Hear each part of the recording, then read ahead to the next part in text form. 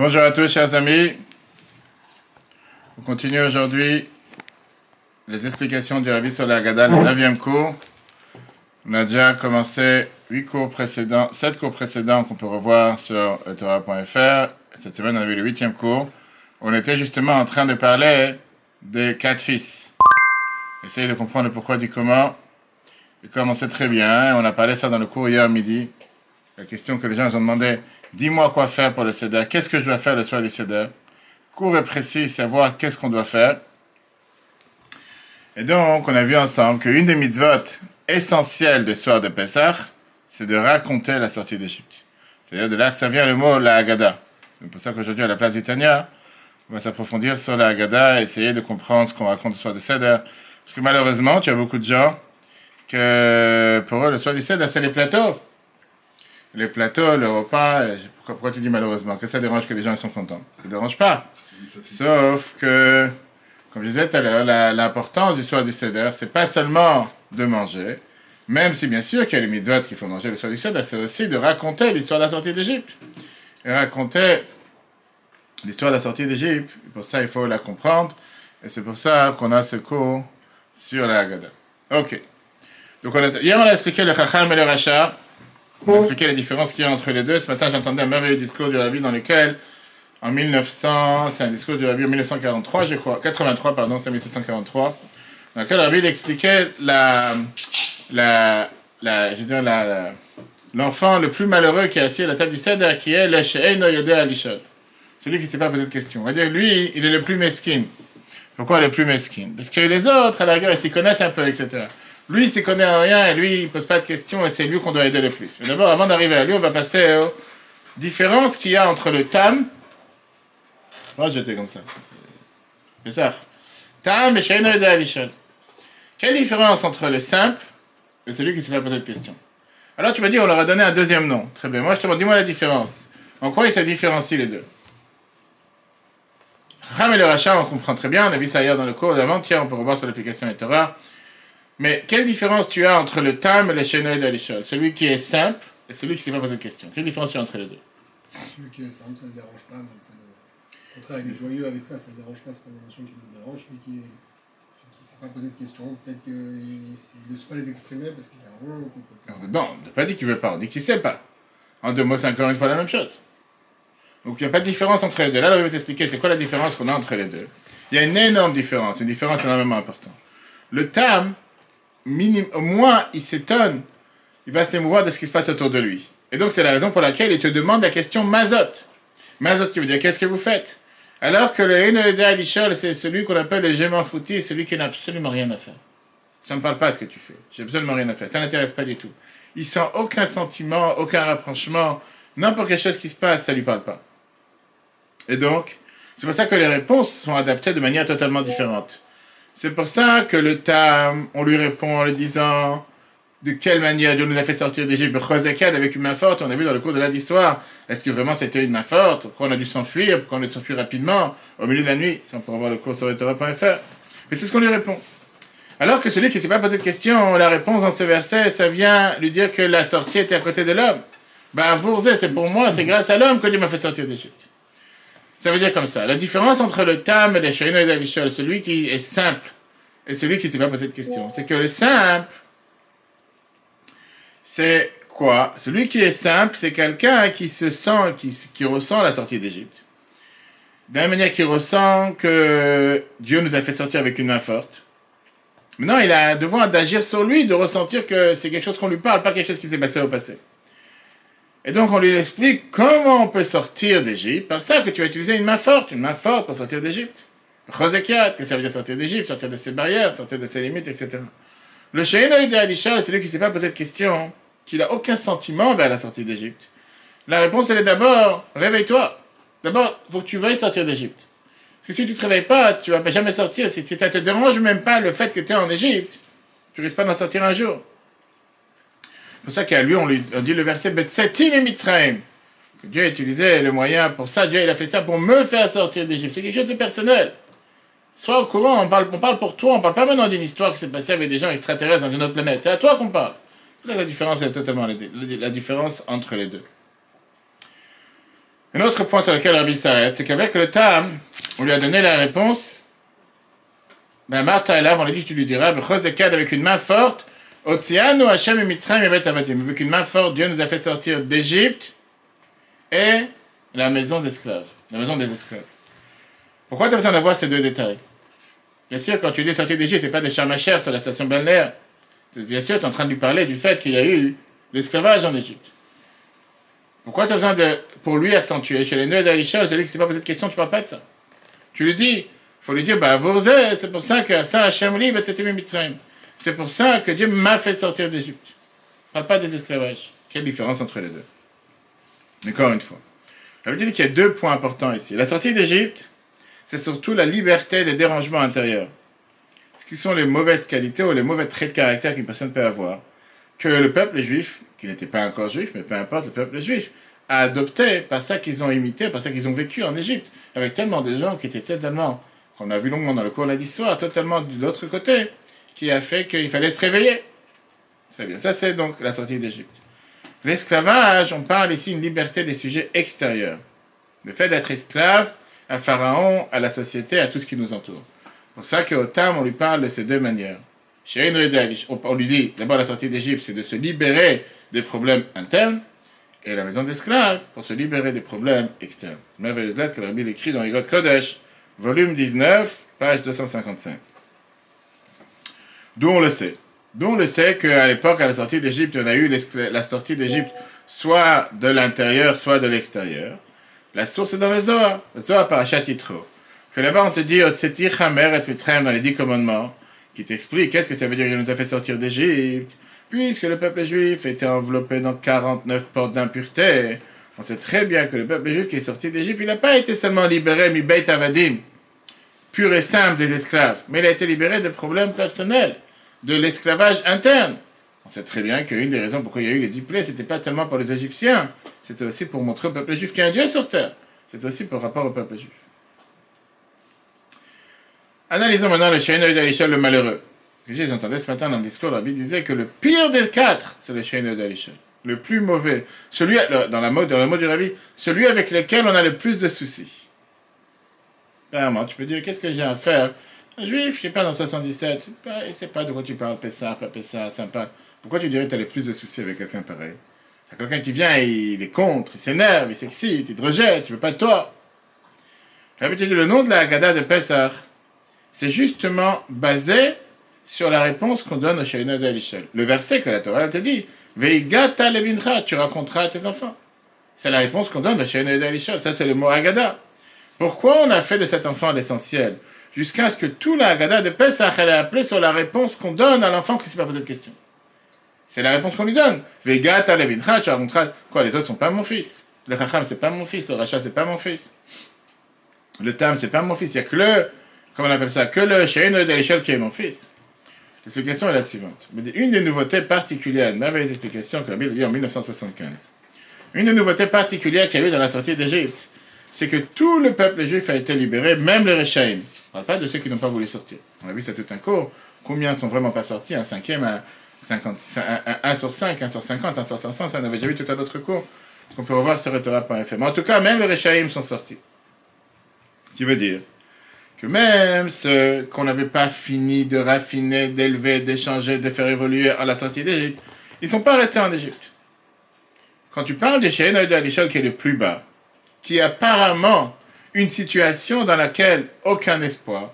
Pourquoi aucun espoir? À tel point qu'il ne demande rien, qu'il n'est même pas concerné. De lui, on lui dit que malgré ta situation, tu vas aussi sortir. T'inquiète pas, tu vas aussi sortir.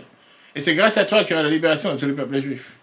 Le point énormément important qu'on est en train de dire, pense pas qu'on peut sortir d'Égypte seulement avec les chachamim, les pieux, avec les gens importants, ou avec les gens, même s'ils sont arrogants, mais au moins ils montrent qu'ils sont intéressés. Même toi que tu penses que tu n'es pas du tout intéressé, même toi que tu penses que tu n'as aucun, je sais pas de quoi, tu vas aussi partir, et tu vas aussi sortir. Pourquoi, en 1983, la Bible dit pourquoi cet enfant est considéré alors le pire? Pourquoi il est même pire que le rachat? En quoi il est différent? Apparemment, le rachat, c'est quelqu'un qui est arrogant. Ma avoda azot lachem, qu'est-ce que vous êtes en train de faire? Lui, il pose rien. Il n'est pas là en train de te rabaisser. Qu'est-ce que tu mets les tefilines? Il y a des gens dans l'avion, il n'est pas en train de t'insulter devant tout le monde. Le rachat, ici, on parle de quelqu'un qui connaît la Torah, qui connaît les mitzvot. Mais il est qu'offert, il renie toute cette existence. Je sais tout ce que je dois faire. J'ai appris, monsieur le rabbin, j'ai grandi religieux, j'ai grandi dans une yeshiva, j'ai appris dans telle école. Je connais tout. J'ai décidé de rien faire. Comme je t'ai raconté plusieurs fois des gens qu'on rencontre. Mais ça, on va dire, cet inconvénient, c'est aussi un avantage qu'il y a au rachat. Sur celui qui ne s'est pas posé de question. Parce que quand il va vouloir faire tchouva, puisqu'il connaît tout. De même, l'après, c'est que tu vas le voir, il te dit, j'ai pas mis les tefilines pendant 15 ans. Tu lui mets les tefilines, il fait schéma par cœur. Ça sort tout de suite, il connaît. Sauf qu'il a décidé à un moment, ça ne m'intéresse pas. Mais à l'intérieur de lui, il connaît. Ok. Alors que le Shein et l'Alishol, il ne peut pas sortir de cette situation. Pourquoi il ne peut pas sortir de cette situation? La Haggadah te dit, ah, peut-être, toi, tu lui ouvres la bouche. Parce qu'il ne connaît absolument rien, il n'est pas intéressé, il ne sait pas de quoi tu parles. Comme malheureusement beaucoup de ces juifs qu'on rencontre en cinéma, qui connaissent absolument rien. Il n'est pas une mauvaise volonté. C'est pas quelqu'un de méchant, de mauvais. Il ne sait pas de quoi tu parles. Il n'a jamais entendu parler d'un Pessah. Il n'a jamais entendu parler c'est quoi Purim. Et c'est à toi de lui enseigner. Ça, c'est l'explication en 1983. Troisième explication sur le Shein et l'Alishol. Le Rabbi te dit que Yodéa, on a vu ça dans le Tanya chapitre 3. On peut voir sur Torah.fr. Ça vient aussi du mot Itkashrut ve'itravut, s'attacher avec la personne. Comment la Torah, elle appelle un rapport conjugal entre un mari et sa femme dans la Torah, avec Adam, Yada et Trava. Adam a connu sa femme. Yada, le mot connaître, c'est le mot s'attacher avec la personne. Cet enfant, il lui manque le fait de s'attacher aux choses, puisqu'il n'a pas d'attachement avec les choses. Pour ça, il ne pose pas de questions. Ça ne lui parle pas. Tu peux parler de n'importe quelle chose, ça ne parle pas. Ça ne le concerne pas. C'est pour ça qu'on appelle le Shein Yodéa Alishol. Pas comme certains veulent dire qu'il ne sait pas. Yodéa, ça veut dire savoir. Qui ne sait pas poser de questions. On ne parle pas de sait pas. On parle qu'il sait ce qui se passe, mais il se sent déconnecté, détaché. Ça ne lui parle pas, ça ne le bouge pas. Qu'est-ce que ça veut dire? Ad petachlo. On a dit que chez Eno et Dalishol, tu as le devoir de lui ouvrir. Ouvrir la bouche, tu as le devoir de l'intéresser. En 1980, le Rabbi te dit, contrairement à ce que certains peuvent penser, que c'est seulement le père qui doit parler avec lui. Mais le fils, il doit se taire. Il n'a rien à dire. Ça, c'est le contraire de l'explication de la Haggadah. La Haggadah, elle te dit, ad petach, toi, tu dois lui ouvrir. Ça veut dire, c'est pas que le père, il parle, et que l'enfant, il écoute sans savoir ce qu'on veut de lui. Mais petach, tu dois lui ouvrir. Ça veut dire, tu dois le transformer en Yodéa Alishol. Débattre avec lui, l'intéresser. C'est-à-dire que tu l'élèves à un niveau dans lequel il va pouvoir, lui, s'intéresser. Il va pouvoir, lui, vouloir apprendre. Et jusqu'à ce qu'il va pouvoir être capable de répondre aux questions des autres. Ça, c'est ce que ça veut dire. Ad petach, tu dois lui ouvrir. Une autre explication que la Bible dans un autre discours. Le Rabbi Rachab, qui était le 5e Rabbi de Chabad, il avait l'habitude de donner des grandes louanges au Shein et Alishol. Et il te le faisait à l'envers, comme on dit. Il te disait qu'en réalité, c'est le meilleur des quatre. Pourquoi c'est le meilleur des quatre? Parce que chez lui, il n'a pas de questions. Ce que Dieu demande, c'est simple. Ce que Dieu demande, on fait. Je ne vais pas me poser des questions, je n'ai pas à chercher. Dieu il demande, qu'est-ce que tu veux que je cherche? Chez lui, c'est tout à fait normal que ce qui est vrai, c'est la divinité. Ce qui est faux, c'est le monde. Et c'est pour ça qu'on a dit ad petach. Pourquoi on parle en langage féminin at? On aurait dû dire ata, toi, en langage masculin. Pourquoi ad petach? Parce qu'on parle du niveau le plus bas de la divinité qui est à sur terre. Qu'est-ce que ça veut dire petach? On doit faire en sorte que ce soit pas totalement comme si, j'ai pas de questions, ce que Dieu demande, je fais. Non, intéresse-toi. Pose des questions. Il faut que ça te parle aussi. C'est l'inverse. Enfin, ça ne suffit pas comme certaines personnes te disent, moi, Dieu m'a demandé de faire, je fais. Et alors, pourquoi? Pourquoi de telle manière? Pourquoi pas de telle manière? Comme hier, il y a quelqu'un dans le cours, il a posé hier mardi. C'est quoi tout ce rituel? Le karpas, le yachat? Il y a des questions dans tous ces détails. Fais les choses simples. Et Dieu, il a besoin que tu fasses tous ces détails-là. Mais si c'est des mesures de chachamim, etc. Un autre point qu'on a, c'est la 5e explication sur le 4e fils, Eno et Alishol. On peut penser que puisque de toute façon il ne pose pas des questions lui-même, comme ça devrait être, alors tu dis, tu sais quoi, reste dans ton coin.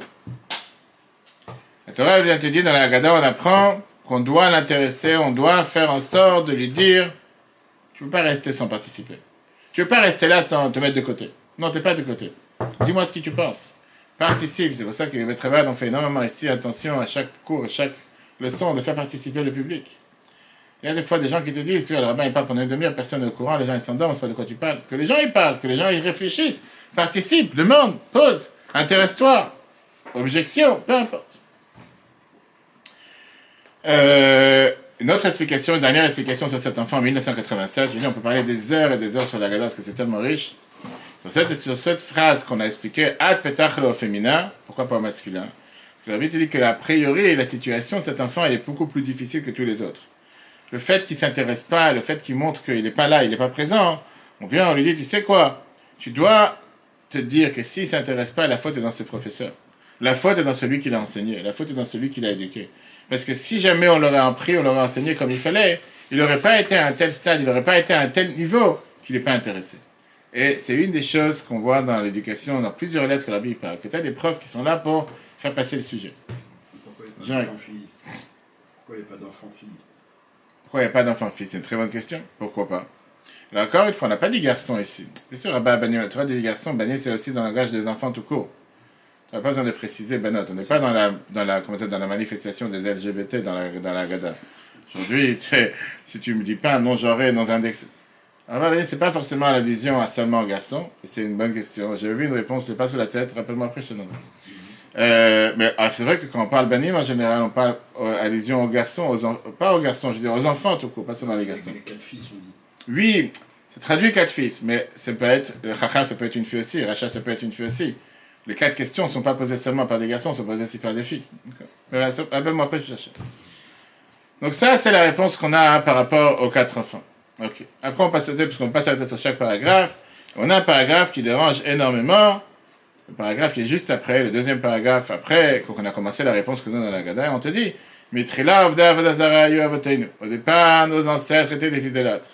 Et aujourd'hui, Ve'arshav, et maintenant, Kavanu amakom lavodato.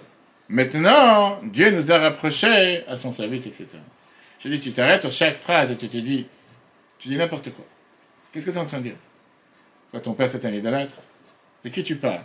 Tu parles de qui en disant nos ancêtres étaient des idolâtres? Quel ancêtre? Tu parles de Terach, le père d'Abraham, et 4000 ans en arrière, qu'est-ce que tu me racontes? En quoi ça m'intéresse? Quel est le point de rappeler ça ce soir? Numéro 1. Numéro 2, Ve'arshav, et maintenant Dieu nous a rapprochés. Comme maintenant? C'est chacun de la même chose. Il m'a déjà rapproché il y a 10 ans, ça fait 50 ans que je suis là à Gada. Qu'est-ce que j'ai besoin ce soir? Ve'arshav, maintenant Dieu m'a rapproché, comme si avant ça n'a pas été fait. Terminons de paragraphe, on continue en disant oui. Comme ça, il a dit Yoshua à tous les peuples juifs, mais Everana, tes ancêtres, ils étaient assis de l'autre côté du fleuve. Terach, Avi Avraham, Terach, le père d'Avraham. Bref, on a recommencé l'histoire de tous les peuples juifs, de monter assis à table. Et t'as un non-juif, ou qui que ce soit qui a table. Et écoute, on était tous des idolâtres à l'époque. Qu'est-ce que tu gagnes? C'est quoi? Qu'est-ce que tu te vantes avec ça? Plusieurs réponses. La Bible dit dans une réponse, quelle est la réponse dans la Gemara? Elle te dit. Gemara Psachim, page 116. Pourquoi on a commencé Bignout? Et après, on a terminé Bishvar. On a commencé avec, on va dire, pas des louanges, le contraire des louanges. Comment on appelle ça? Qu'est-ce que le contraire des louanges? Des reproches. Pas des reproches, c'est ramasser la personne. Pourquoi commencer avec une accusation en disant on était idolâtre? La Bible, en vérité, c'est pour se renforcer encore plus dans le service de Dieu, qui vient nous apprendre que même si quelqu'un aujourd'hui il a cette idolâtrie à l'intérieur de lui, on fait tous idolâtrie à un certain niveau. Qu'est-ce que ça veut dire l'idolâtrie? L'esprit dans le Tanya Avodah Zara, qui veut dire qui est étrangère au service de Dieu. Tombe pas dans la dépression ou dans le désespoir en te disant pourquoi. Si on regarde comment les ancêtres du peuple juif étaient, regarde comment on a été libérés à la fin. C'est pour te dire, c'est quoi, même si aujourd'hui, des fois tu te dis, parfois je ne fais pas exactement ce que Dieu veut de moi, et je risque de faire des choses qui sont contre la volonté de Dieu, t'inquiète. Pourquoi on a dit Ve'arshav et maintenant? On a dit qu'a priori on n'aurait pas dû dire Ve'arshav en hébreu, on aurait dû dire Ve'achakar. Et après, Dieu nous a rapprochés. Parce qu'on ne parle pas de maintenant, on parle du temps d'Abraham.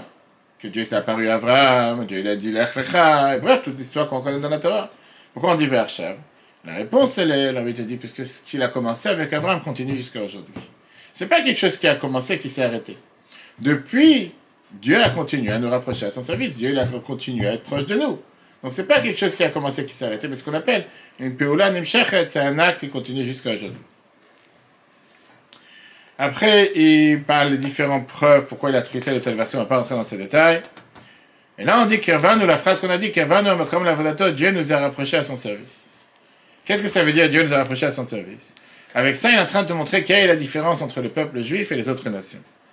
Les autres nations, leur rapprochement à Dieu dépend de leur connaissance, voire de la reconnaissance envers Dieu. Par ça, qu'ils ont, on va dire, fait un effort particulier pour s'intéresser. C'est comme ça qu'ils ont reconnu qu'il y a un Dieu. Le peuple juif, ça ne dépend pas de notre effort, ni de notre recherche, Mais comme on sait très bien ce qui s'est passé à Matan Torah, c'est Bachabanu Mikol Amim, c'est Dieu qui nous a choisis. C'est pas qu'on a fait un effort, bien sûr qu'on a fait des efforts, 613 commandements, etc. Mais au départ, c'était plus que Dieu nous a choisis qu'autre chose. Un détail intéressant, la Bible te demande pourquoi on te dit Terach, Avi Avraham. Terach, le père d'Avraham.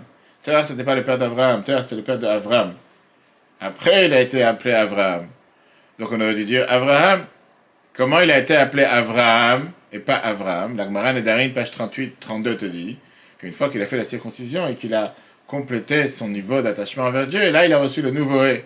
Pourquoi tu appelles Terach Avi Avraham? Et l'explication est la suivante. La Bible te dit que quand tu as un lien entre deux personnes, comme un père et son fils, c'est un lien dans tous les sujets. Le lien de Terach, ce n'était pas un lien avec seulement Avraham, mais c'était aussi un lien avec Avraham dans son niveau plus élevé. En deux mots, c'est pas seulement que Terach, il était le père d'Avraham quand tout allait pas bien, mais une fois qu'Avraham, il s'est rapproché de Dieu, c'est plus son père, c'est toujours son père. Il a été idolâtre, très bien. Après, ça se peut qu'il a fait tchouva, ça se peut qu'il s'est rapproché, ça se peut qu'il a changé. C'est pas qu'une fois que quelqu'un, il avance et il évolue dans la Torah et les mitzvot, que son père n'est plus son père. Il est toujours son père. Et parfois, la Torah te dit même, comme on l'a vu dans un autre cours cette semaine, que grâce aux enfants, les parents peuvent revenir. Alors avec Terah, ça ne s'est pas passé, mais avec Avraham, avec les générations d'après, ça s'est vite passé. On continue dans la généalogie de l'histoire du peuple juif, et on te dit que Dieu, il a dit, j'ai pris ton père Avraham de l'autre côté du fleuve, je l'ai amené dans toute la terre de Canaan, Varbe et Zaro, je lui ai donné une longue descendance, une grande descendance, et je lui ai donné Yitzhak. Ça s'appelle une grande descendance. C'est vrai que Dieu il a dit à Abraham que tes enfants vont être aussi nombreux comme le sable qu'il y a sur la mer, ou comme les étoiles qu'il y a dans le ciel, etc. Mais là, Dieu lui a donné une seule descendance, qui était Yitzhak, et on le dit clairement. Et tu dis ça s'appelle Varbet, Zaro, j'ai donné une grande descendance, j'ai donné une grande descendance. Comment tu peux dire une chose pareille? Ça, c'est une question que le Rabbi Rachab demandait. Le Rabbi Rachab demandait la question en disant, le Rabbi il a parlé de ça en 1971. 1951, 1951, c'est 1711. Qu'est-ce que ça veut dire, Varbet, Zaro, je donné beaucoup d'enfants? Et après, tu termines, Vaïtel, et Yitzhak, je donné seulement Yitzhak, ça veut dire que c'est seulement un seul enfant, pas 36. Rabbi te dit que la différence, elle est. Qu'est-ce que ça veut dire, cette nombrosité, 4 familles nombreuses qu'il y avait chez Yitzhak? C'est comme quelqu'un qui a plusieurs enfants, et parmi eux, il a un enfant particulier duquel il a énormément de satisfaction. Cet enfant lui vaut comme beaucoup. Donc c'est vrai que matériellement parlant, c'était un enfant. Mais en réalité, il valait beaucoup plus qu'un enfant. C'est pour ça qu'on dit que je lui ai donné Yitzhak. Si tu veux le remez, l'allusion, c'est très bien que la Torah, il y a 4 manières d'apprendre la Torah. Dans Egot Kodesh, volume 4, page 243, le Rabbi te dit que Arbe vient faire allusion aux 4 types d'enfants qu'on a vus, comme c'est écrit dans la Rizal, que Arbe, c'est le compte numérique, Aleph c'est 1, Resh 200, Bet 2 et 5. Ça fait 200, 208. 1, 200, 2 et 5, ça fait 208. 208, c'est 4 fois le chiffre 52. 4 fois 52, c'est 4 fois Ben. Arba Banim. Arba, c'est... Non, Arba, c'est avec un Aïn. Arba, c'est 4 avec un Aïn. Arba, c'est avec un Aïn. 208 divisé par 4, ça fait 52. Ça fait 4 fois le mot Ben, les 4 fils. Quand on dit Varbe et Zaro, qu'on a donné beaucoup de descendance à Yitzhak, on fait allusion aux 4 fils qu'on a dans la Haggadah. C'est 10 fois 26. Ben oui, si c'est 4 fois 52, c'est 8 fois 26. Bravo. Ok, et ça fait combien de fois 12? Ok, la suite. 12 et 13. 13. Exact. On continue en te lisant le prochain paragraphe. Baruch Shomer Avtachato le Israël. Heureux celui qui a gardé sa promesse pour le peuple juif. Que quoi? Que pas seulement on te dit que là Dieu il a calculé le temps, la fin des temps. Quand est-ce qu'on va finir l'exil? Comme il a dit à Abraham dans l'alliance de Brit Ben Abtarim. Mais Abraham il a dit à deux à sache une chose. Que d'abord ton peuple il sera étranger dans une terre qui n'est pas la leur. Ils vont servir, ils vont être esclaves, ils vont les faire souffrir. Abba Meot Shana pendant 400 ans. Même le peuple qui vont servir, en deux mots, des Égyptiens, je vais aussi les juger. Mais sache une chose, après ils vont sortir avec une énorme richesse. C'est un paragraphe sur lequel on peut s'arrêter des heures. On a habituellement la première question suivante. Il dit Baruch Shomer Avtachato l'Israël, bienvenue au club, celui qui respecte sa promesse. C'est bien. Bravo à celui qui respecte sa promesse. Ça veut dire, a priori, il y a quelque chose de beaucoup plus grand que tu peux dire. Pas seulement que Dieu a respecté sa promesse telle qu'elle, mais il les a fait sortir d'Égypte beaucoup plus tôt, encore beaucoup plus tôt qu'avant. Donc ça c'est très bien qu'au final ils étaient en Égypte concrètement seulement Redou Shana, qui est 210 ans. Et de ces 210 ans, il n'y a eu que 86, on a vu dans le cours, 86 ans d'esclavage. Là tu es en train de me dire, bravo celui qui a prétenu sa promesse. Qu'il a fait quoi? Qu'il a dit que le peuple il va être esclave pendant 400 ans, et après ça ils sont sortis, etc. Il a fait mieux que sa promesse. Il les a fait sortir beaucoup plus tôt. L'explication est la suivante. On avait dit que le shvar, c'est quoi la louange qu'il y a ici? C'est de dire que Dieu il a fait un chesed particulier, il a fait une montée particulière, qui a fait que c'est pas du tout un changement de ce qu'il avait décrété au départ. C'est expliqué dans le Pirkei de Rabbi Eliezer, chapitre 88, que Dieu il a compté les années assis en Égypte en double. Le jour et la nuit comptaient pour deux. C'est pas qu'il y avait des journées de 24 heures, il y avait des journées de 12 heures. Donc quand tu fais 210 fois 4, enfin fois 210 fois 2, ça fait plus que 400 ans. D'accord? Ça fait comme 420 ans. Pourquoi? À cause de la difficulté de l'esclavage qui travaillait jour et nuit, comme c'est écrit dans Midrash Rabbah, chapitre 18, verset 9. Donc qu'est-ce que ça veut dire que Dieu, Chishev et Taket, il a calculé le temps d'une manière que les 210 ans vont être comptés, que ça a déjà été complété tout le temps qu'il avait décrété depuis le départ. Et comme ça, le peuple juif est sorti avant son temps. Et donc, Shomer Avtachato, qu'est-ce que ça veut dire? Qu'il a gardé sa promesse. Il a gardé sa promesse sans changer, parce qu'il les a fait sortir avant le temps qu'il les avait promis. A priori, le rabbi demande une deuxième question, comme j'ai dit tout à l'heure, c'est quoi cette merveillosité, c'est quoi cette chose merveilleuse, cette gloire que tu donnes à Dieu? Waouh, il a fait sortir, il a respecté sa promesse. N'importe quelle personne normale est censée respecter sa promesse. C'est pas quelque chose de particulier envers Dieu, comme si c'est quelque chose de normal, c'est un exploit que quelqu'un de normal ne respecte pas sa promesse, et Dieu il l'a fait. Le rabbi dit ça, c'est la réponse. La réponse, c'est que Dieu il a calculé le temps d'une manière qui est beaucoup plus courte que qu'est-ce qu'on s'imagine. Oui, au départ, Abraham, il a dû se dire, 400 ans, ok, 400 ans, c'est rapide. À l'époque, les gens vivaient 900, 700, 800, 400 ans, c'est pas grave, c'est pas beaucoup. Là, c'était une manière de se dire que non, Dieu, il a respecté sa promesse du fait que la promesse qu'il a faite, qui aurait dû être 400 ans, elle a été divisée par deux. En 1982, le rabbi rajoute ce qu'elle a dit le rabbi précédent en 1948. Ce qui est écrit dans la Haggadah, c'est qu'on doit remercier le bon Dieu quand on dit cette phrase, que Dieu il a fait le délai final pour recevoir, la délivrance. Dieu il a mis une date finale, il a mis une date limite. Malgré que Dieu il a un énorme plaisir du fait que le peuple juif serve Dieu en exil, et malgré que quand on est en exil, on peut servir Dieu de manière beaucoup plus importante que quand on n'est pas en exil. Néanmoins, Dieu s'est dit que puisque au final, le peuple juif a servi Dieu en exil, et malgré les difficultés, ils ont surmonté les épreuves, Dieu il a décidé de faire une limite à ce mérite et à ce plaisir qu'il peut avoir que nous sommes en exil pour le servir, pour leur donner la récompense et la délivrance, comme il a fait la sortie d'Égypte. Et c'est comme ça se passait aussi à la venue de Mashiach, même si on est en retard de 1900 ans. On a dit dans le verset, Dieu il avait dit qu'on sera un étranger. Un guerre, c'est pas seulement un converti, c'est un étranger dans une terre qui n'est pas la leur. Alors lui te demande, pourquoi on dit guerre Yezarach? C'est le verset qui te dit, on sera étranger dans ta descendance. On peut comprendre tout de suite que puisqu'on sera dans une terre étrangère, automatiquement on sera étranger. Si tu es dans une terre étrangère, tu es automatiquement un étranger. Pourquoi besoin de répéter les deux? Pourquoi le verset doit te dire on sera un étranger dans une terre qui n'est pas la leur?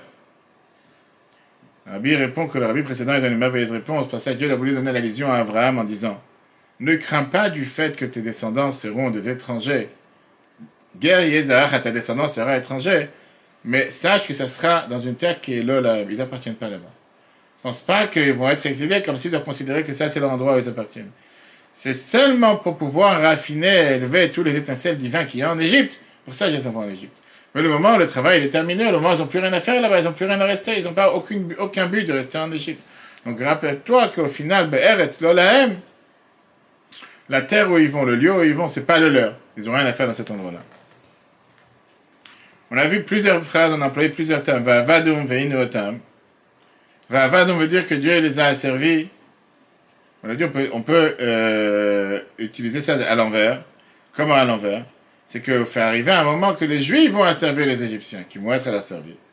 Veinu otam, au lieu de traduire qu'ils vont les faire souffrir, on peut dire que les Juifs vont appauvrir l'Égypte. C'est pour ça qu'on a vidé tout l'or et l'argent qu'il y avait là-bas. Veyatsu bichush gadol, puisqu'on va prendre des Égyptiens tous les étincelles divines qu'il y avait à l'époque. Donc soit spirituellement parlant, soit matériellement parlant, on les a totalement appauvris, on les a totalement vidés. C'est quoi cette grande richesse? Comme on a dit, il y a plusieurs points. Il n'y a pas seulement la richesse matérielle. Bien sûr qu'on a pris toute les richesse matérielle, on dit que chaque juif qui est sorti d'Égypte, il était enrichi avec une richesse astronomique. On parle aussi de la richesse spirituelle. Le fait qu'il y avait tellement d'étincelles divines à raffiner, à élever en étant en Égypte. Et si jamais il aurait manqué de cette richesse, on n'aurait pas pu sortir d'Égypte. Pourquoi? Parce que le but, pourquoi un juif il vient sur terre, ça c'est le Tanya des derniers jours qu'on apprend dans la Khitat, merveilleux Tanya des chapitres 36, 37, 38 de Tanya, qu'on a vu dans les cours, on peut voir sur le Torah.fr, que le but pourquoi Dieu envoie la Neshama sur terre, c'est pour raffiner le monde, pour changer le monde, pour réparer la mission que Dieu t'a donnée. Et c'est la seule raison pourquoi la Neshama est descendue, parce que si c'était pour revenir la même, avant de descendre sur terre, il n'y avait aucun but d'envoyer la Neshama sur terre. Et donc c'est seulement pour ça que Dieu nous a envoyés en Égypte, pas pour aller construire des murailles et construire des pyramides. Le but c'était pour raffiner les étincelles divines qui sont en Égypte, que sans ça on n'aurait pas pu le faire, et que grâce à ça qu'on était en Égypte, on a pu le faire. Après un détail intéressant, on te dit qu'une fois qu'on a fini ce paragraphe avant, Veisha Hamda, Sarich l'agbi à Akos ou le chassot apat, c'est écrit dans la Gada qu'on a l'habitude de lever le verre et recouvrir le pain. On ne parle pas du pain, bien sûr, on parle de la matzah. Comme ça, il a écrit le harizal. L'habitude, ce n'est pas quelque chose qui est halachique, mais c'est écrit dans le langage du Rokeach, Hamne du Shalor, de Vil Admara Psachim, que ça, c'est quelque chose qui est pur et simple kabbalistique. Là, j'arrive sur les détails qu'on a parlé hier, quand on a vu le cours Qu'est-ce que je dois faire le soir de Pessah? Il y a des détails dans le rituel qui n'étaient pas obligé de faire. C'est pas tout le monde à laver le verre. C'est pour ça qu'on doit. Oui, c'est une coutume, on a l'habitude de le faire, etc. Mais c'est pas quelque chose qui est d'après la halakha et quoi que ce soit. Quelle est l'idée derrière? On fait ça aussi tous les Shabbats. Quand on fait Kiddush, qu'est-ce qu'on a l'habitude de faire? Jusqu'à présent, quand on soit la Gada, la Matzah est découverte. Qu'est-ce qu'on fait Shabbat? Pourquoi on couvre le pain? T'as déjà vu une fois les Khalat qui ont des larmes? Ça arrive. C'est dur aux enfants des fois. Les Khalat ils ont des larmes parce qu'ils sont malheureux des fois. Tu comprends pas? C'est-à-dire que malgré qu'ici on dit qu'il faut recouvrir le pain, pourquoi? A priori, il n'y a pas de bracha que tu fais sur le vin ici.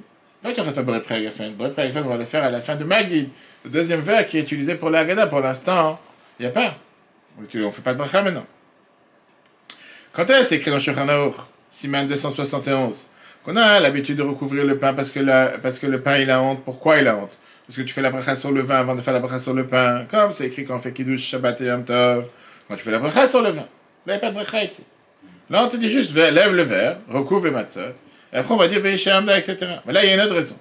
Puisque la Gemara Psachim, page 115b, je suis d'accord, on fait toutes ces sources, on avait les écrits par cœur, que la Haggadah doit être faite sur l'Echemoni, pain de misère, mais pas seulement pain de misère. L'Echemoni fait aussi allusion à un pain sur lequel on dit, on répond beaucoup de choses. Toute la Haggadah, on dit sur le et pas sur le vin. Maintenant qu'on va dire quelque chose sur le vin, hein, on recouvre le pain, on recouvre la matzah, pour pas qu'elle ait honte en disant, ah, maintenant tu m'as mis de côté. Le gars, j'ai dit, qu'est-ce que tu te ramènes ta fraise, comme on dit? Ça fait toute la Haggadah, on parle que pour toi. Laisse-lui un morceau. Non. Là, maintenant qu'on va dire quelque chose pour le vin, hein, alors pour ça, on recouvre le matzah, etc. Je fais qu'on aura le temps, mais là, on a un paragraphe qui est énormément riche, énormément important, Veisha Hamda. Veisha Hamda avec toutes les différentes chansons que les gens ont l'habitude de chanter à chaque fois. Veisha Hamda, la Vateinu velanu, voilà, 7. Et c'est ça qui nous a maintenus à nous et à nos pères, à nos ancêtres. Mais tout de suite, on va voir c'est quoi c'est ça. C'est quoi ça? Quand tu veux pas dire de quoi tu parles. Pas une seule personne a essayé de nous exterminer. Dans chaque génération, dans chaque génération, on a ceux qui veulent nous exterminer. Et Dieu vient, il nous sauve de l'homme. Il y a plusieurs explications ici. Première explication, Veisha Hamda, on parle de la promesse qu'on vient de parler jusqu'à présent. On a parlé de la promesse que Dieu a fait à Abraham, etc., qu'il va nous libérer d'Égypte, etc. C'est la promesse que Dieu a fait à Abraham et que Dieu a fait aux différents prophètes, sur laquelle on vient de dire Baruch Shomer Avtachatol Israël, béni celui qui a gardé sa promesse au peuple juif. Cette promesse est la promesse que malgré que chaque génération, il y a des gens qui veulent nous exterminer, néanmoins Dieu il nous sauve. Une explication. Oui, cette promesse, c'est la promesse qui nous a maintenus, qui nous a gardés en vie, etc. Le sens profond de Veish et Hamda, c'est qu'on parle de la Shrina, on parle de la divinité qui descend sur terre, comme les Chachamim nous disent dans la Gemara Megillah, page 29a. Quand le peuple juif a été exilé en Égypte, Shrina Imaim, la divinité était avec eux. Galou le Bavel, Shrina Imaim, quand on a été exilé à Babylone, la divinité était avec eux. Ve'af Shenatidim le Gaël, et même quand on va être libéré, si Dieu veut, avec Mashiach, Shrina Imaim, la Shrina sera avec nous. Cette Shrina, c'est cette divinité qui est parmi nous, c'est celle qui a fait en sorte qu'on soit debout, que malgré que dans chaque génération, il y a des gens qui veulent nous faire du mal, la divinité qui est parmi nous fait en sorte qu'on est sauvé. Le Harizal donne une autre explication en parlant de la Emouna, etc. Quelle est la raison derrière cette phrase? La raison, elle est que sans regarder sur notre aspect physique, sans regarder sur notre situation, le fait que le peuple juif est lié intrinsèquement avec Dieu sans aucune distinction, sans aucun changement, c'est indépendant de si on fait Torah et Mitzvot. Automatiquement, accomplir cette promesse est indépendant de si on fait ce que Dieu nous demande ou pas. Et c'est pour ça que cette promesse, elle a toujours été présente parmi nous. Veish et Hamda, une autre explication, l'arbitre te dit, on parle de quoi concrètement? Qu'est-ce que ça veut dire? Chez le Echad Bilvad, il n'y a pas une seule personne, pas seulement une personne a essayé de nous exterminer. De qui on parle? A priori, on parle de... Qui on parle? Pharaon. Quand on parle d'une seule personne. C'était au départ, par la sortie d'Égypte. Elle avait dit, maintenant on dit clairement, plus tard dans la Haggadah, que Pharaon n'a pas voulu exterminer le peuple juif. Quel était le décret de Pharaon? Non. Bien sûr, ça c'était au départ, mais il y avait un autre décret qui était que... Les quoi? Les garçons. On va dire plus tard, le prochain paragraphe, on va dire que Pharaon, Logazar et la Asrarim, il a fait le décret seulement sur les garçons. Et c'est pour ça que tu as certains agadotes, comme l'agadote de Zever Pesach, qui enlèvent ce mot, le chalotin. Pas d'accord avec ça? Qu'est-ce que c'est de cette phrase? Il n'y a pas une seule personne, pas seulement une personne, en faisant allusion à Pharaon, qui a voulu nous exterminer. Pharaon n'a pas voulu exterminer le peuple juif. Il a voulu tuer les nouveau-nés. Il n'a pas voulu tuer les hommes, il n'a pas voulu tuer les adultes, etc. Alors, tu dis comme ça. La suite de la Haggadah te parle de quoi? Bien sûr, du décret qu'il y avait en Égypte. Là, on parle de ce qui s'est passé après. Une fois qu'on est sorti, qu'est-ce qui s'est passé? Pourquoi il est parti poursuivre le peuple juif? Il est parti poursuivre le peuple juif. Son but, c'était d'exterminer tout le peuple juif. On ne parle pas maintenant du décret. Le décret, c'est un décret qu'on verra plus tard. C'est vrai, le décret, c'était pas pour tuer tout le peuple juif. Le décret, c'était un décret qui était là juste pour se débarrasser des nouveau-nés, garçons. Là, on te parle de ce qui s'est passé après. Il s'est rendu compte qu'il s'est fait avoir, comme on a parlé longuement dans le cours lundi soir. C'était quoi cette ruse de vouloir tromper Pharaon en lui disant qu'on va sortir pour 3 jours, alors qu'en réalité, on partait éternellement. Et que là, il a voulu les tuer. Ça, c'est ce qu'on voit dans le Chumash. On dit ça dans la Shira, Az Yashir, qu'on dit tous les jours. Arik, Harbi, Torishem, Oyadi. Torishem, ça veut dire qu'il voulait exterminer. Son but, c'était de vouloir exterminer tous les peuples juifs. Et c'est comme ça qu'on en est sorti. Une fois qu'on a parlé maintenant du sauvetage du peuple juif, qui se passe à chaque instant, de tous ceux qui veulent nous exterminer, si quelqu'un il va venir une fois et va dire « J'étais jamais au courant qu'il voulait me faire du mal », vient le prochain paragraphe et qui te dit « Regarde, ça a toujours existé dans chaque génération des gens qui, parfois, avec un aspect ou un autre, ont voulu faire du mal au peuple juif. Parfois de manière cachée, parfois de manière dévoilée. Et la preuve, le verset qui est juste après. Le verset d'après va te montrer que Dieu, il nous sauve de ceux qui veulent nous faire du mal, comme ce qu'il a fait à Yaakov en s'enfuyant de Lavan. C'est Ulman, Mabikesh, Lavan, Aram, et quel rapport que tu mélanges ici l'histoire de Lavan? Encore une fois, Lavan voulait exterminer Yaakov. Donc encore une fois, on a montré des exemples, regarde. On ne va pas commencer à te faire toute l'histoire du peuple juif. On te dit que, regarde, à chaque fois, tu as toujours eu des gens que de manière masquée, soi-disant, ils étaient là pour nous aider, en vérité, ils voulaient se débarrasser du peuple juif. À partir de ce paragraphe, on a dit qu'on repose le verbe et on redévoile la matzot. Et là, si on peut dire, c'est la deuxième partie, parce qu'il y a plusieurs parties dans la Haggadah, dans laquelle maintenant on va parler que des versets qui viennent nous parler du remerciement sur les miracles de Dieu. Et là, on va commencer à détailler tous les miracles qui se sont passés avec nous jusqu'à présent, dans laquelle on dévoile toute l'histoire de la sortie d'Égypte. On parle en commençant depuis... Maintenant, on est en train de détailler les différents miracles que Dieu a fait envers le peuple juif. Les différents miracles que Dieu a fait envers le peuple juif, c'est quoi? On veut dire...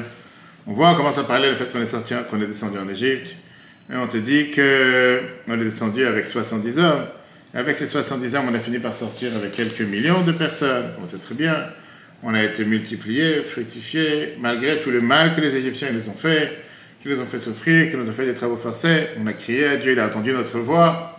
Et avec ça, Dieu, il a fait en sorte de nous libérer. Et on va... Il était 600 000, non? Au départ, on te dit qu'ils sont sortis 600 000, c'est des hommes. On avait tout un cours dessus très riche. Combien de millions de personnes sont sorties? Parce que, on te dit dans la Haggadah, justement, qu'on a compté 600 000 de 20 ans à 60 ans, sans compter les enfants, sans compter les femmes, sans compter etc. Donc, il était minimum 3 millions. Et on a vu une grande différence et c'était beaucoup plus que ça. Et le chiffre astronomique de combien ils sont restés en Égypte, surtout, ça, on avait tout un cours dessus il y a quelques semaines, on peut revoir sur Torah.fr. Ok. Le verset continue en te disant un des décrets qu'il y a eu de Pharaon va être amalé, noël ou avenim, en te disant la fatigue c'était les enfants, parce que Pharaon il a dit n'importe quel garçon qui naît à Ilod ailleurs à Tachlichou, tu dois le jeter dans le fleuve, et les filles tu dois les laisser vivre. Il faudrait comprendre, puisque le verset vient et te dit comme une preuve sur le décret des enfants des garçons, je suis pas besoin d'amener ici la suite qui est de laisser vivre les filles. Il n'y a pas de décret sur ça. Pharaon, il avait un décret seulement de tuer les garçons. L'explication, elle est qu'en réalité, le décret, il était aussi sur les filles. Le décret sur les filles, c'est un décret spirituel. Pourquoi? C'est vrai que l'Agmara te dit que l'homme, c'est celui qui va conquérir, c'est caché, cette force qui est cachée dans les garçons. Mais au final, les Égyptiens, ils étaient là pour pouvoir se battre aussi contre les filles. Qui veut dire, ils ont voulu faire en sorte que les filles ne soient pas éduquées dans le chemin comment les patriarches voulaient éduquer leurs enfants. En tout cas, ceux qui étaient les descendants des patriarches. Et ils voulaient que les filles soient des réceptacles pour pouvoir recevoir toutes les forces de la pureté qui existent. Et donc le décret de Vachol Abat Echaim, que chaque fille vive, faire vivre les filles, c'était aussi grave que le décret qu'il y avait contre les garçons. L'idée, bien sûr, que les garçons, c'était de les tuer, mais les filles, c'était de pouvoir les anéantir totalement. Continue en disant, après on voit comment la Torah elle te dit, la Haggadah elle te dit, Dieu nous a fait sortir d'Égypte avec une main forte, et on commence à décrire. Lo allait des malach, ni par un ange, ni un saraf, ni par un chaliach, ni par un envoyé. Dieu lui-même, il est venu, il a dit, je vais passer en Égypte cette nuit-là, je vais frapper tous les premiers-nés, les hommes jusqu'aux animaux, et je vais me charger de m'occuper de tous ces idolâtres, c'est moi Dieu.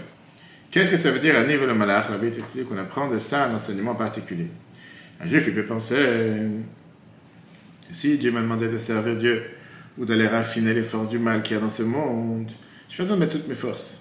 Je n'ai pas besoin de mettre l'essence même de mon âme. Je peux le faire superficiellement, je peux le faire avec des forces superficielles.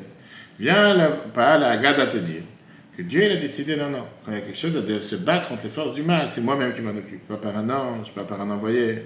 Et comme ça, Dieu a donné les forces à chacun d'entre nous de pouvoir se battre pour réparer le monde avec nos propres forces, avec nos propres moyens. Ce qui veut dire ne pas se dire, ok, je vais le faire, mais je vais le faire de manière simplifiée. Je ne vais pas le faire de manière forte ou quoi que ce soit. Non, tu dois mettre toutes tes forces, comme si c'était Dieu lui-même qui allait pour combattre. Un niveau le malach, le fait que la paracha, la Haggadah, pardon, elle te dit, je vais passer en Égypte, moi et pas un ange. Parfois, on peut penser que c'était une louange pour le peuple juif, que Dieu dit, moi je vais m'en occuper parce que c'est l'élite. La Haggadah te dit non, le Midrash Rabbah te dit que c'était pas tellement pour montrer l'amour que Dieu avait envers le peuple juif, que comme il les aimait tellement pour ça, Dieu s'occupait d'eux. Parce que pour ça, il y a un autre verset, Vaïred la Tzilo, je vais descendre pour le sauver. Mais ce verset vient te montrer que l'impureté en Égypte était tellement forte et tellement puissante que seul Dieu pouvait s'en occuper lui-même et aucun autre ange, aucun autre envoyé. Ça, c'est ce que la Bible écrit dans les Gott Kodesh, volume 4, page 508. Cette partie de la délivrance, elle termine en te disant, c'était moi et pas un envoyé, moi Dieu, Anihu, c'est moi, velo acher, et pas quelqu'un d'autre. Le Zohar te dit que avant la sortie d'Égypte, le peuple juif était dans 49 portes d'impureté. Pour le sortir de la situation d'impureté tellement forte, il fallait que la divinité elle-même descende sur terre. Qu'elle-même, elle a les forces, elle a la puissance de pouvoir descendre dans un endroit avec une impureté aussi forte que l'Égypte, sans qu'elle puisse être accaparée par ces forces du mal, qu'on appelle les clipotes, les forces du mal. Parce que comme c'est l'essence même de Dieu qui descend, rien ne peut aller contre lui. Mais si ce n'est pas Dieu lui-même qui serait descendu, va savoir s'il aurait réussi à pouvoir abattre quelqu'un d'autre, un envoyé, un émissaire, s'il aurait pu abattre cette force du mal et cette impureté qui réside en Égypte. Dans la sortie d'Égypte, il y a eu deux parties. D'abord, la sortie d'Égypte tout court, matériellement parlant, et après, il y a eu la traversée de la mer Rouge. Sortir d'Égypte, c'était un énorme dévoilement de Dieu. C'est Dieu lui-même qui est venu et qui s'est dévoilé à eux. Mais au même instant, ça n'a pas changé l'aspect physique du peuple juif. C'est Dieu qui est venu. Eux-mêmes n'ont pas changé. On a expliqué ça dans le Tanakh, chapitre 31, qu'on peut voir sur Torah.fr. Il est venu via Moshe, non? Oui, mais pas tout le peuple juif. Il n'est pas venu pour passer de maison en maison, pour s'assurer la mort de premier-né, etc. Et donc, l'existence du mal est restée en Égypte. Et c'est pour ça qu'il fallait s'enfuir. On a expliqué ça longuement dans le cours de lundi soir. C'était quoi cette idée de tromper Pharaon, de lui dire on veut sortir pour 3 jours? C'est pas vrai. Dis clairement, tu veux sortir éternellement. Personne ne pensait que tu voulais sortir pour 3 jours. Et pourquoi on devait s'enfuir? Ça, c'est ce que tu dis dans la Haggadah, qu'on est sorti avec une main forte, avec un bras tendu. Quelle main forte, quel bras tendu? Si tu t'enfuis. L'explication, elle est que l'impureté, elle était tellement forte, il fallait s'enfuir. Il fallait s'enfuir parce que sans ça, on n'aurait jamais pu pouvoir s'en sortir. Si on serait resté encore un instant, on aurait été totalement enseveli, englouti dans la 50e part d'impureté. Ça, c'est la première partie. Mais après 7 jours, Juillet Shel Pessah, là, on a eu l'ouverture de la mer Rouge. Là, il y a eu le dévoilement de Dieu, le dévoilement divin qui dépendait des forces du bas. C'est que le peuple juif s'est lui-même élevé. Pourquoi? Parce que c'était déjà après quelques jours qu'on a commencé à compter le compte du Homer. C'est quelques jours après qu'on a commencé déjà à raffiner et à élever les forces du mal, à s'élever soi-même. Et c'est pour ça qu'on te dit qu'avant même l'ouverture de la mer Rouge, le peuple juif est parti dans la mer d'eux-mêmes jusqu'à leur nez. Avec Nachsham et Menadav, il a dit que l'eau elle est montée jusqu'au nez. Il a dit mais non, j'en peux plus, Midrash Rabbah. C'est-à-dire qu'eux-mêmes ils cherchaient à partir de l'impureté d'Égypte. Mais non, ça c'est la raison pour laquelle on avait besoin d'avoir les deux aspects. Et la sortie d'Égypte et la traversée de la mer Rouge. La sortie d'Égypte, c'était quoi? La sortie d'Égypte, c'était un dévoilement divin d'en haut, mais sans forcément une transformation du bas. Et la traversée de la mer Rouge, c'était un dévoilement de Dieu, mais avec la transformation du bas. Ça ne contredit pas ce qu'on a vu dans le cours, le fait qu'on te dit que les anges se sont plaints en disant pourquoi tu veux les faire sortir alors qu'ils ne méritent pas, aussi ils sont idolâtres. Mais ils étaient déjà avec un aspect différemment changé par rapport à ce que c'était précédemment. Ok. On continue en te disant, dans la Haggadah, on te parle tout d'un coup de 3 plaies. On te dit, Be'at Chazaka, c'est quoi une main forte? Zadever, la peste. C'est écrit que Dieu il a frappé le troupeau qu'il y avait dans les champs.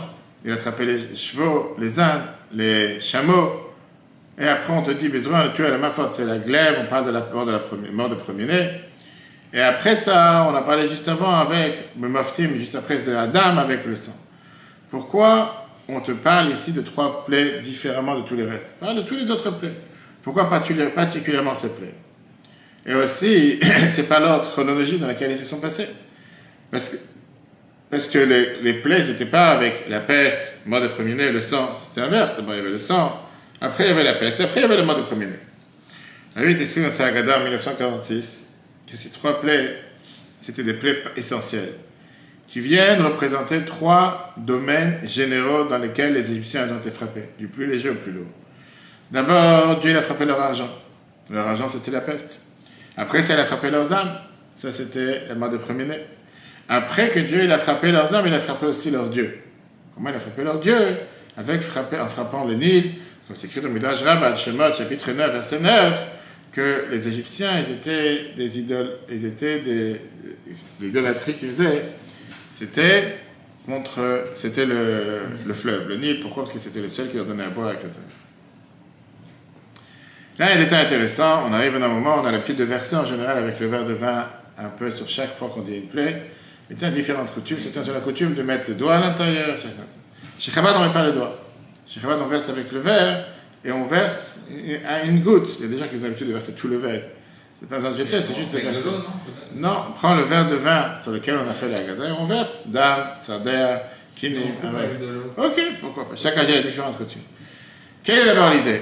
L'idée de verser, c'est parce que d'après la Kabbale et les secrets de la Torah, on te dit qu'on ne peut pas bénéficier des forces du mal qui peuvent être faites par ça, qu'on répète les noms des 10 plaies. Ok. Et donc, il te dit, si c'est pour verser, pas besoin de prendre avec le doigt, comme si tu veux bénéficier de tremper dans les forces du mal, vaut mieux le verser. On ne peut pas se mélanger avec tout ça. Et c'est pour ça qu'on le fait par le verre, mais comme j'ai dit, chacun avec différentes coutumes. Il y en a qui mettent le doigt, qui mettent le doigt et qui versent avec le doigt. Comme ça, exactement. Mais nous, on n'a pas l'habitude de faire comme ça. On fait avec le verre, etc. On arrive maintenant aux 10 plaies. Et là, on va expliquer les 10 plaies qui est très très riche. Les 10 plaies que Dieu a envoyées en Égypte, on commence à nommer les 10 plaies, on te dit Dame, Tfader, etc., etc. Dame, le sang. On va expliquer les 10 plaies d'après la Chassidut, tu vas voir de richesse.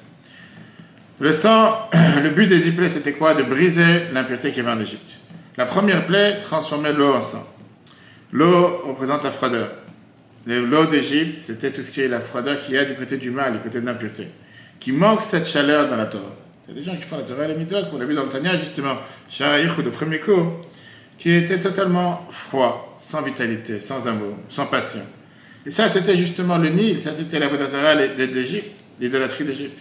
C'est que la première plaie que Dieu a voulu faire pour les Égyptiens, de briser et casser les forces du mal, le froid, et à la place d'amener cette vitalité et cette chaleur, que ça c'est la vitalité qu'on a besoin d'avoir dans le service de Dieu.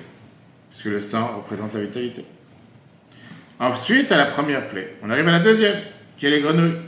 Parce que ça continue ce processus de briser l'impureté qui va en Égypte. La source de la grenouille, elle vit où en général? Elle vit dans l'eau. Ça représente encore une fois la froideur. Comment Dieu il a amené la plaie des grenouilles? Parce que les grenouilles sont entrées dans les fours.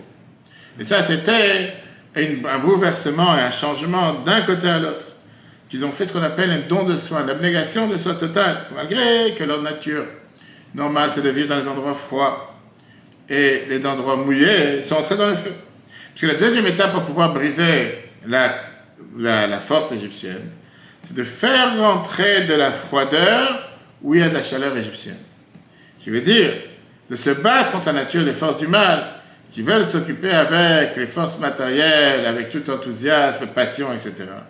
Et quand quelqu'un il monte dans le niveau de Gdusha, il doit savoir refroidir toutes ces choses matérielles, ne pas être totalement avec une telle passion, avec une telle envie, avec un tel engouement par rapport aux choses matérielles. Et donc, c'était la raison pour laquelle tu as cette deuxième plaie. Kinim, l'époux, on avance, Arav, les bêtes sauvages. Là, on commence à voir un changement par rapport aux plaies précédentes. Que là, clairement, c'est la première fois que Dieu te dit que la plaie ne va pas taper le peuple juif. Je vais faire une différence avec vous, avec la terre de Goshen. Et pourquoi ça a été dit clairement seulement dans cette plaie? Bien sûr qu'il n'y a pas eu les grenouilles chez les juifs, il n'y a pas eu le sang chez les juifs. La Torah ne le dit pas clairement. Là, c'est la première fois que la Torah le dit clairement. Je vous dis, quelle est la différence entre les 3 premières plaies et la plaie des bêtes sauvages? C'est dans les 3 premières plaies, il n'y a pas besoin de séparer les Juifs des Égyptiens. Parce que même si jamais les plaies ils vont toucher le peuple juif, il ne faut pas penser à un instant que les Égyptiens peuvent se mélanger avec les Juifs. Mais cette plaie veut dire Arav, ça vient du mot Erbouv, ça fait un mélange entre tous les animaux sauvages. C'est une situation dans laquelle il n'y a plus de barrières, les animaux sauvages sont dans la ville, ils sont en pleine ville, il n'y a plus d'enclos, il n'y a plus de limites. Donc on a pu penser que si c'est comme si Dieu a enlevé les barrières qu'il y a entre Dieu et le peuple juif. Il n'y a plus de barrières, il n'y a plus de limites, on est tous mélangés. Dieu il a voulu montrer que la barrière elle est toujours présente. C'est pour ça que Dieu il a dit, cette fois-ci, dans cette plaie, il y aura une énorme différence entre Dieu, entre le peuple juif et les autres peuples. On arrive à la prochaine plaie, la peste. Il y avait quand même des juifs qui étaient touchés ou pas? Non. Non, pas, non. Même les méchants, même les... On dit que ceux qui n'ont pas voulu sortir, ils sont morts dans la plaie des ténèbres, on va tout de suite arriver. Shrin, on parle à tout ce qui est la vermine. Dans cette plaie, on voit encore une fois, on monte de grand, on monte de cran, on monte de niveau de chaque plaie. Et là, on voit 2 nouveautés par rapport aux plaies précédentes. Là, on avait besoin d'abord de faire un effet particulier. On devait prendre comme cette poussière, la lancer vers le haut, c'est devenu de la poussière dans toute la terre d'Égypte. Et seulement après ça, c'est devenu des boutons, cette vermine qui avait sur les corps. Pas comme tous les autres plaies jusqu'à présent, qu'il fallait seulement une petite action. Lever le bâton, taper avec le bâton, etc. Là, il fallait faire 2 actions. C'est seulement dans cette plaie, qui est maintenant la 6e, que la Torah te dit que les magiciens n'ont pas pu se tenir devant Moshe. L'explication est la suivante. Pas seulement parce que matériellement parlant, ils avaient tellement de vermine et tellement de boutons, ils ne pouvaient pas se tenir debout, ils ne pouvaient pas être devant Moshe. On parle aussi spirituellement parlant. C'est à ce moment que les magiciens, pas seulement n'ont pas compris et n'ont pas reconnu que c'est le doigt de Dieu, mais ils étaient totalement effacés à tel point qu'ils n'avaient rien à dire. Pourquoi? Comme on l'a expliqué plusieurs fois que le but des 10 plaies, ce n'était pas pour anéantir l'Égypte, ce n'est pas pour détruire l'Égypte. Si Dieu avait voulu détruire l'Égypte, il aurait pu choisir n'importe quel autre moyen possible et imaginaire pour les détruire. Le but était de faire reconnaître aux Égyptiens qu'il y a un Dieu sur terre. On dit clairement dans le Chumash, Veyadou Mitzrayim, Kani Hashem, que les Égyptiens reconnaissent qu'il y a un Dieu.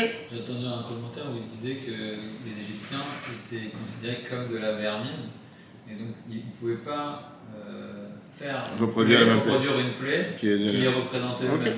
Peut-être. Non? Peut-être, j'ai pas entendu, je ne connais pas tout. Peut-être. Maintenant, la réalité, elle est quoi? que comment Dieu va commencer à se dévoiler, ça vient avec une ordre chronologique. D'abord, par les actions qu'ils ont fait Moshe et Aaron. En 2 mots, tu peux encore une fois dire, il n'y a pas de Dieu ici, c'est Moshe qui a fait, c'est Aaron qui a fait. La force de Dieu n'est pas dévoilée. Tu peux penser, faire une erreur en disant que c'est quelque chose de naturel. C'est pour ça que les Égyptiens ont essayé de reproduire. Même dans la plaie 3e qui était l'époux, où ils n'ont pas pu la reproduire, ils étaient obligés de reconnaître que c'est un doigt de Dieu. Néanmoins, la plaie n'était pas une action d'Aaron. Donc tu ne remarques pas encore une fois qu'il y a la force de Dieu qui est mélangée à l'intérieur. Ils l'ont essayé avec leur propre force. Mais là, quand tu parles de la plaie des bêtes sauvages, quand les plaies sont venues directement par Dieu, qu'il n'y avait aucune action qui a été faite par Moshe et Aaron, c'est pas que Moshe et Aaron qui sont partis ouvrir les enclos de tous les fermes qu'il y avait en Égypte. C'est Dieu qui a décidé que tout d'un coup tout s'ouvre. Là, on voit qu'à partir de cette plaie, on ne voit plus que les Égyptiens, les magiciens ont essayé de reproduire cette plaie. Parce que là, tu ne peux plus faire d'erreur. Là, arrête de tourner la tête. Dis pas quoi, non, c'est la nature qui a fait que tous les enclos se sont ouverts.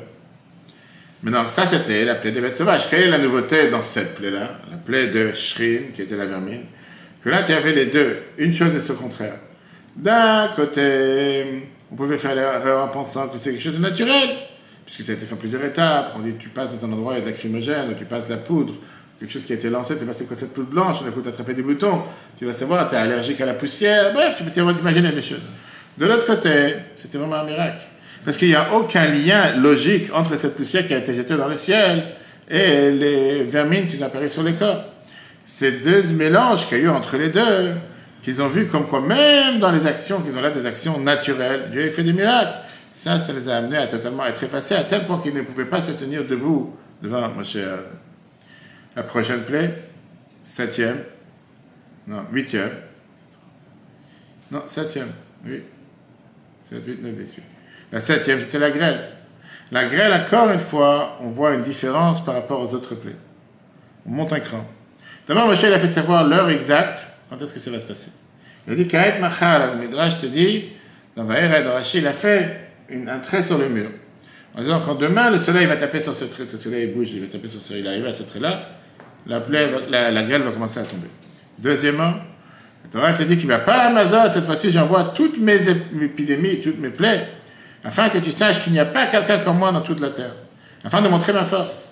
Il veut dire que l'un dans l'autre dépend. Le fait que cette plaie est venue montrer à Pharaon toute la force de Dieu, c'est pour ça que c'est venu à un moment particulier qui vient témoigner l'heure exacte où Dieu décide qu'il va te frapper. Encore une fois, c'est pas quelque chose qui est logique. Que Pharaon ne pourra pas venir se démarquer en disant non, c'est pas Dieu, c'est quelque chose d'autre. Et c'est pour ça que Moshe a fait un trait dans le mur. Aujourd'hui, on peut prévoir des choses comme ça. Bon, tu peux prévoir. Ils te disent il va pleuvoir à 14h. Très bien, et voilà, c'est pile 14h, pile tel endroit, pile tel lieu. Pas forcément. Non, c'est pas pleuvoir, tu parles de pleuvoir, quel pleuvoir? C'est des boules de pétanque qui étaient mélangées du feu à l'intérieur. Non, au-delà, si on parle de l'horaire exact. Oui, mais pas forcément que c'est exactement l'horaire où tu as décidé tel endroit quand le soleil tape à tel endroit, pas plus tard. Parce que ça, c'est encore une fois, par ça que ça a été, pourquoi il avait une marque dans le mur. Parce que par ça a été clair d'une manière que tu ne veux pas te tromper. Parce que c'est quelque chose qui ne dépend pas de l'homme, ça dépend du soleil. Alors que la montre dépend de l'homme. Et la montre, ça peut que c'est pas exact. Tu vois bien que des fois, la montre, il faut avancer de 2 minutes, il faut avancer de 4 minutes. Des fois, tu te dis, mais comment ça se fait que toujours la montre est en train de courir et qu'il faut avancer encore 2 minutes ou 2 minutes alors qu'il n'y avait aucun changement jusqu'à présent? Ça, c'est un aspect qui avait une particularité sur la force, sur la plaie de la grêle. Un deuxième aspect particulier qu'il y avait dans la force de la plaie de la grêle, c'est comme je te disais tout à l'heure, dans le Chumash, on te dit, chapitre 9, verset 24, d'avoir une boule de glace où à l'intérieur tu as du feu, même le plus grand chef cuisinier n'est pas capable de le faire. Ça n'existe pas une chose pareille. Maintenant, Rabbi te demande la question, on sait très bien que Dieu ne fait pas un miracle en vain. Quel était le but d'avoir un miracle pareil? Ça n'aurait pas suffi d'avoir une boule de pétanque quand tu as des tornades en Amérique cette semaine au Mississippi qui a duré, je ne sais pas, 1h30, qui a ravagé je ne sais pas combien de parties de l'État. En quoi ça a pu distinguer les juifs des non-juifs? Que c'est pas tombé dans le quartier des juifs. Ça n'a pas détruit ce qu'ils avaient. C'est tombé au pied de chez eux. Peut-être, mais ça n'a pas détruit leur végétation, ça n'a pas détruit tout ce qu'ils avaient, ça n'a pas détruit leurs biens. Dans leur village, il y avait exactement, pas, ça arrive des fois que tu conduis sur la A4, il fait gris, il pleut, je ne sais pas quoi, tu passes 2 minutes plus tard, il fait soleil. Si les Juifs se promenaient dans le quartier égyptien. Ah non, la Torah te dit clairement qu'on a interdit de se mélanger avec les Égyptiens. Ils ne devaient pas se mélanger avec les Égyptiens. Oui, parce que sinon ils auraient été punis comme les Égyptiens. C'est ça. La seule distinction qu'il y a eu. Qui s'est dit, allez-y, j'essaye. Il y en a certainement. Il y en a qui ne sont pas écoutés, on a vu avec les Tanagram et les autres. Mais au final, la spécialité, c'est quoi la spécialité de cette plaie? comme le Midrash Shabbat a dit que c'était un miracle dans un miracle, pourquoi tu avais besoin d'avoir que le feu soit mélangé dans la grêle? Puisque l'essentiel de la plaie, c'était quoi ici? C'est pas de montrer que tu sais faire de la magie. Le but de la plaie, c'était de montrer qu'il y avait cette odeur de grêle. Encore une fois, la grêle puissante. On ne parle pas des petites boules de grêle que tu vois. Tu sais, c'est des boules comme des boules de pétanque, quelque chose qui était très très puissant. Vaya Chabara. Pourquoi juste après cette plaie, troisième question, on voit que Pharaon dit dans le verset 27, Hachem Hatzadik vani verbe Hachem. Dieu est juste et moi et mon peuple sont de Hachem. Jusqu'à présent, au départ, il avait dit, qui est ce Dieu pour que j'écoute dans sa voix? Après, il commence à dire, pas seulement qui c'est ce Dieu, c'est le doigt de Dieu. Après, la main de Dieu. Tout d'un coup, là, cette plaie qu'il a reçue sur la tête, il dit, ah, Dieu, il est juste et moi, je suis mauvais. Quel est l'enseignement ici?